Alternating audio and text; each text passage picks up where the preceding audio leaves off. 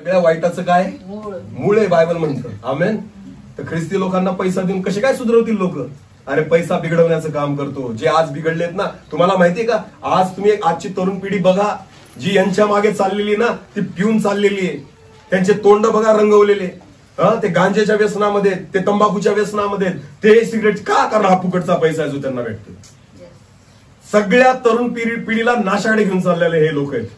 नासवतायत, ही सगळी पिढी नासवतायत हे लोक. का? फुकटचा पैसा या तरुणांना देत आहे. मी तुम्हाला सांगतो, ज्यावेळेस या तरुणांचे डोळे उघडतील ना, त्यावेळेस त्यांना फक्त भीक मागावी लागेल. काहीच नाही राहणार. चोऱ्या माऱ्या करतील, दुसऱ्यांचे घर लुटतील. का? कारण सगळ्या पिढीला बर्बाद करतायत ही लोक फुकटचा पैसा देऊन. फुकटचा पैसा माणसाला कधी सुधरवत नाही, बिघडवतो. आणि तुम्ही बघा, प्रत्येक ख्रिस्ती घरामध्ये जाऊन बघा, लोक बिघडलेले नाहीत, सगळे लोक सुधारलेले आहेत.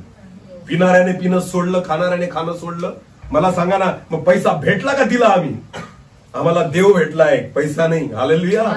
म्हणून जीवन बदललंय. पैसा भेटला असताना तर तुमच्यापेक्षा जास्त माजलो असतो आम्ही. समजतंय का? आणि लोक म्हणतायत यांना पैसा दे. अरे तुम्ही बघा रे, तुम्हाला भेटलाय फुकटचा, म्हणून आज तुम्ही त्या ठिकाणी माजलेत. म्हणून तुम्ही काही बोलतायत, काही बरळतायत, म्हणून तुमच्याद्वारे अशा गोष्टी होत आहेत. म्हणून तुमचे तरुण आज नाशाच्या मार्गाला चाललेले आणि व्यसनाधीन. का? त्या तरुणांबद्दल यांना वाटत नाही की या तरुणांनी सुधारावं. यांना माहिती आहे, हे बिघडलेले राहतील तर आपल्या कामाचे, सुधारले तर आपल्या काही कामाचे नाही. यांना पाजा म्हणजे हे मारामाऱ्या करतील. यांना द्या गांजा प्यायला म्हणजे हे त्या ठिकाणी आपल्या बाजूने लढतील. जर हे तरुण सुधारले ना, एक पण आपल्या बाजूने उभा राहणार नाही. कारण यांच्या मनगटात बळ नाही ना लढण्याचं. यांना ह्या तरुणांची आवश्यकता आहे. मग भले हे तरुण नाशाकडे गेले तरी चालतील, पण आमचं काम पूर्ण व्हायला पाहिजे. खरं की खोटं आहे? आणि म्हणतात ख्रिस्ती लोकांना पैसा. कोणी दिला पैसा? आणि भेटला असता तर आम्ही तुमच्यापेक्षा जास्त माजले असतो आम्ही, जर आम्हाला पैसा भेटला असता तर. आम्हाला पैसा नाही, आम्हाला देव भेटला, ज्याने आमचं जीवन बदललं. आमेन. लक्षात घ्या, हा आहे तो ख्रिस्त जो आम्ही गाजवतो. आमेन.